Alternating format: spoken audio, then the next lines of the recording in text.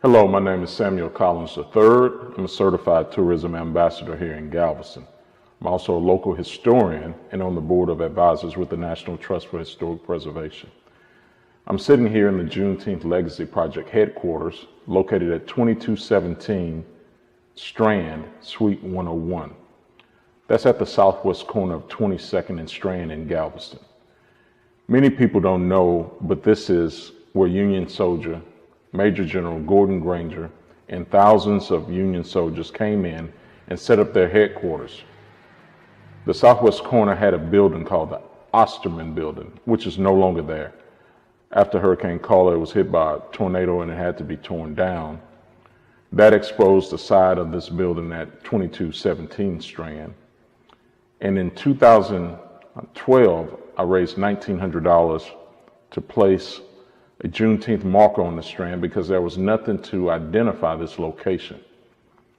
Many celebrations have been held at Ashton Villa, but there's no documentation that supports that anything happened at Ashton Villa with regards to a public reading of General Order Number 3 or the Emancipation Proclamation. But I don't want individuals to debate the issue of the monument at Ashton Villa or the marker here on 22nd and Strand, because what's important is the message of freedom. So we absolutely should recognize the work of Representative Al Edwards and the lawmaker statue at Ashton Villa in the 40 plus years, I think it's 42 now, that they have been commemorating what would have happened in many locations. So Galveston was an island and there were not plantations here on the island, but many of the plantation owners had plantations in other counties. Take, for instance, Robert and David Mills, two brothers that were the largest enslavers in the state of Texas. They owned 850 people at 7 different plantations, 4 in Brazoria, 2 in Matagorda, and 1 in Fort Bend County. So in 1865, when the Union soldiers arrived, many of them being United States colored troops, they were able to free those 850 enslaved people.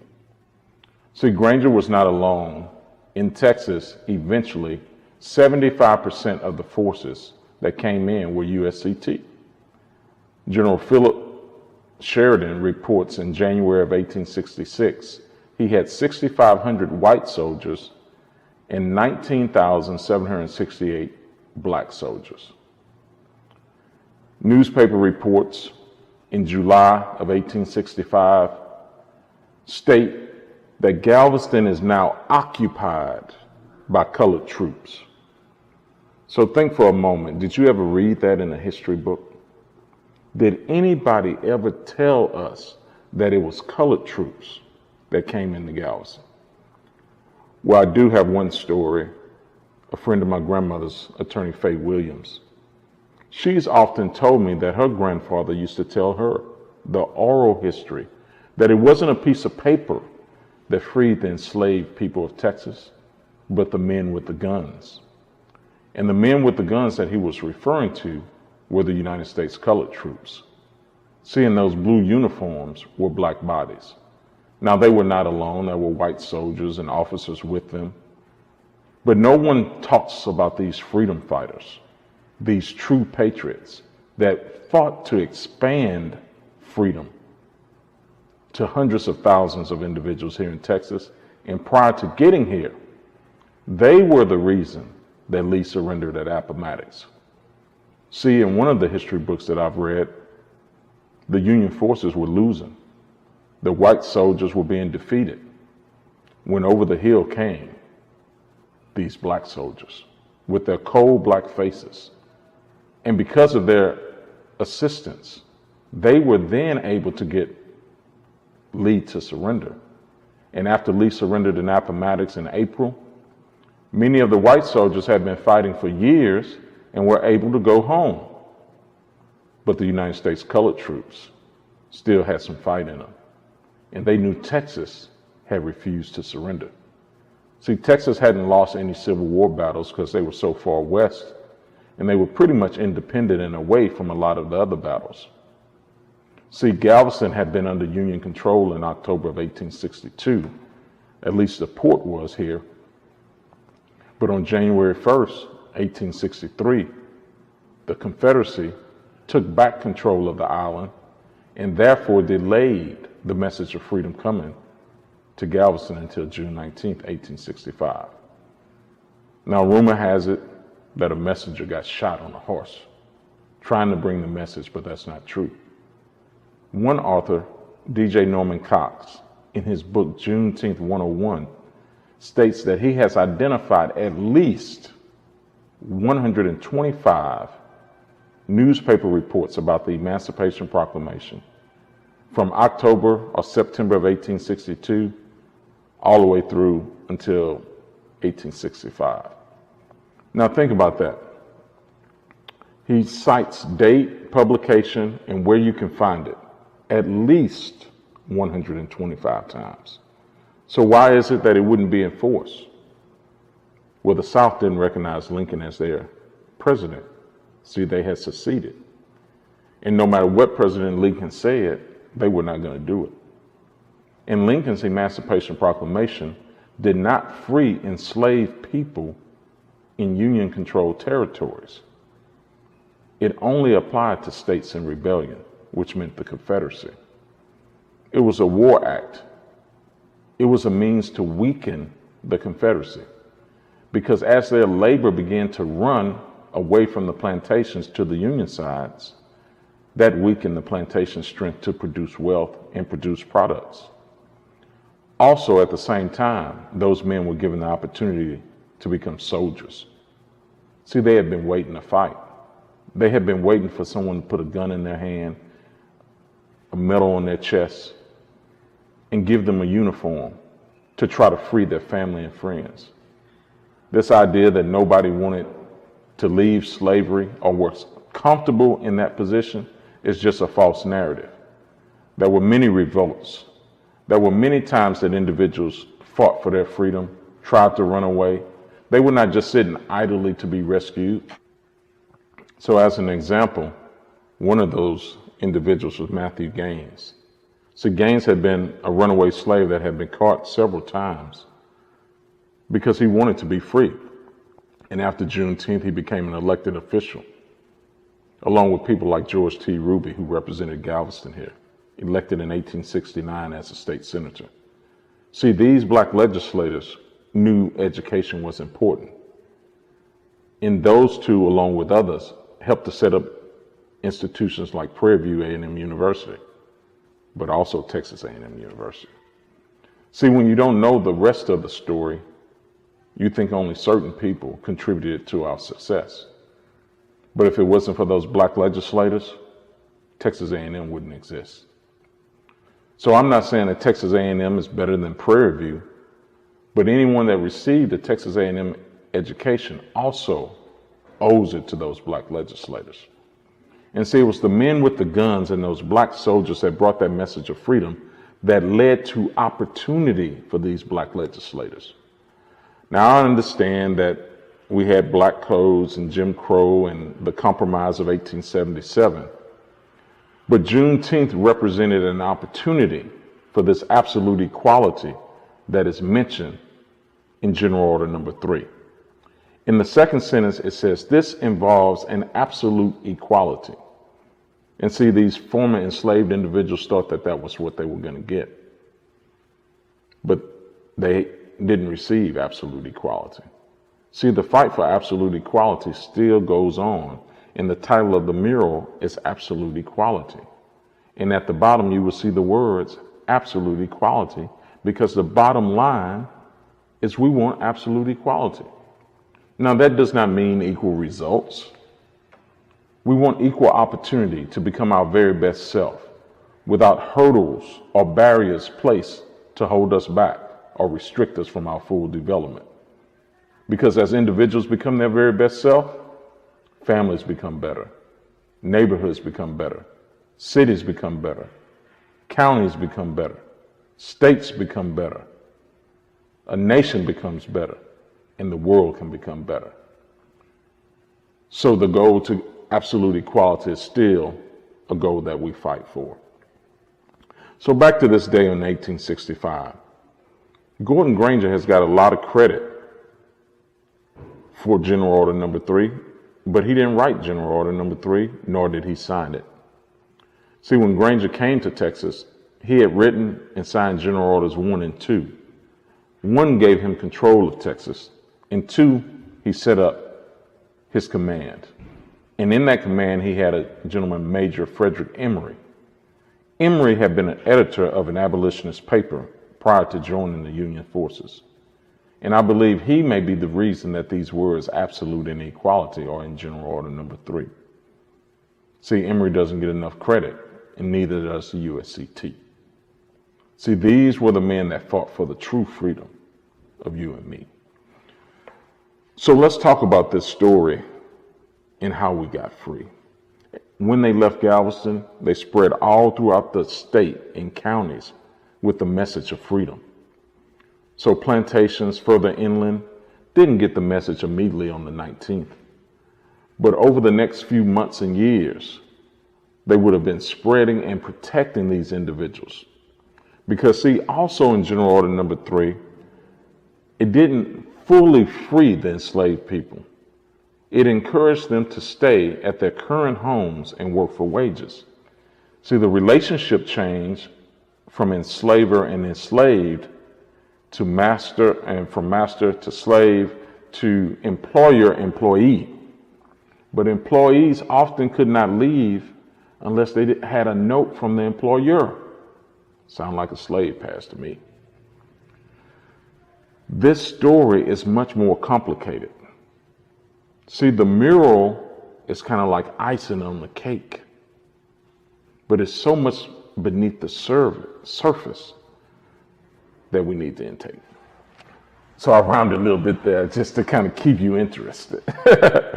But this cake is baked with ingredients of pain and suffering and exploitation. And we need to tell the story because not enough people know the full story of what happened here at this location in Galveston. I don't want to stay solely on suffering and pain because Galveston was an island of success too, an island of accomplishment. I told you about George T. Ruby. That's Norris Wright Cuny, Jesse McGuire Dent, our most famous native son, Jack Johnson. There are so many stories of so much accomplishment. John Rufus Gibson, the second principal of Central High School, often referred to as the first, but he was actually the second after C.J. Waring in 1888. And he remained principal from 1888 to 1936. 48 years as principal of the first high school for black people in the state of Texas. And there's not so much as a postcard about him here on the island. So this freedom story, this Juneteenth story, is important because it led to all of this accomplishment. All of these stories of success on the island are a direct result of the events that happened on this corner on June 19, 1865. So you need to come down and visit the Juneteenth Legacy Project headquarters. Learn this history. Look at the mural. We often hear the date 1619. 400 years of oppression. But did you know the first non-native enslaved person to arrive in Galveston was in 1528? Esteban Estevanico Mustafa was his name before he got here, arrived shipwrecked in November of 1528 on the west end of Galveston. This is part of the mural story. And our story didn't start with enslavement. That's an Olmec sculpture to represent the African presence in South America long before Columbus came. So yes, they had crossed and settled in these areas too. See, they were explorers and navigators and interested in expanding when they left the continent of Africa also. But it was different with the transatlantic slave trade. See, this was a forced migration. And Juneteenth ends that story here in Texas. See, it's not just Texas, but America that this story of Juneteenth needs to be told. It's important to all of America.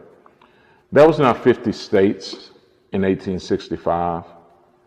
There were territories like Oklahoma that wasn't a state yet. And slavery actually didn't end there until June 14th, 1866. So some can argue that there were still places that had slavery, but why Galveston and why Juneteenth? Because see, Galveston's port represented the largest port west of New Orleans, and Texas represented the last state coming back into the Union at the end of the Civil War. So Oklahoma wasn't a state yet, but it's important to the story. So why should every state celebrate Juneteenth and it's a Texas holiday? Well, I'm glad you asked. Why should any state celebrate the 4th of July? There was only 13 colonies. So why should 50 states celebrate it? Well, it's the birth of our nation. And the reason that people should celebrate June 19, 1865, is because it represents our freedom birthday. See, we should celebrate from June 19th to July 4th if we're going to celebrate freedom. Because this is our freedom birthday. You have a family, brothers, sisters, mother, and father, probably have different birthdays. Every individual in the family wants to celebrate on their birthday to celebrate them. So let's celebrate July 4th because we have a vested interest in America. And let's celebrate June 19th because it's our Freedom Day. See, this American house that we live in is built on a cracked foundation. And the current residents own the deed to the house. And it's our job to do the repair work to fix it for future generations. No, we didn't lay the foundation and we didn't own slaves and we're not slaves today. But we're on the deed and we have to fix the house. We have to fix the foundation. The wiring is bad. Sometime a fire may break out because of the bad wiring, and you can patch it and keep patching it. But if a real electrician comes to your house and evaluates the situation, it's going to say the house needs to be rewired or your whole house is going to burn down. Your plumbing needs to be fixed because you have leaks all over the house. The foundation is cracked, and if you don't fix it, the house is going to continue to shift. So each and every American that is on the deed as a citizen needs to do the work to repair the foundation. Because by repairing the foundation, rewiring the house, replumbing the house, we'll fix it for future generations. Otherwise, they will continue to live with the cracks in the walls. They will continue to live with the problems that we have not addressed.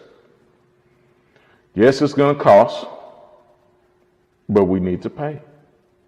If we truly care about the future, we got to do it this way. I'll keep going back to my rhymes to keep you interested today. But truly, we need to tell the story, this American story, this Galveston story.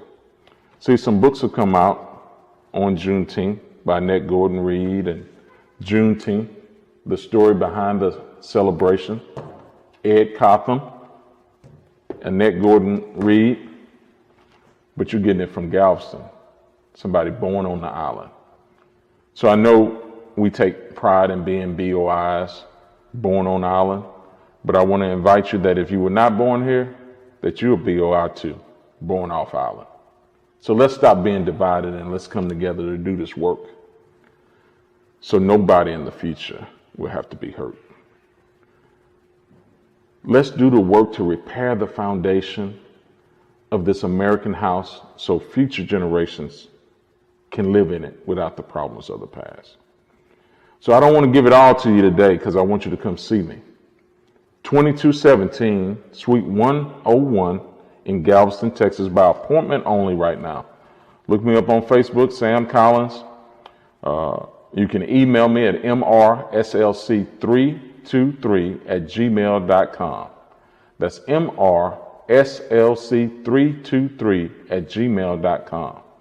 We want to tell the full story. The last thing I'm going to leave you with is one of my favorite stories. I often use the analogy of a salad. The stories that you hear all the time are like the lettuce and tomatoes. These are the stories of the founding fathers and early settlers. But this American salad, this history salad, is made up with sliced onions, croutons, bell peppers, hot peppers, pickles. See, this adds flavor to the history story. So if you want some more of this salad, come visit us in Galveston, Texas, where I can tell you more of this American story, this Texas story, and most of all, this Galveston story.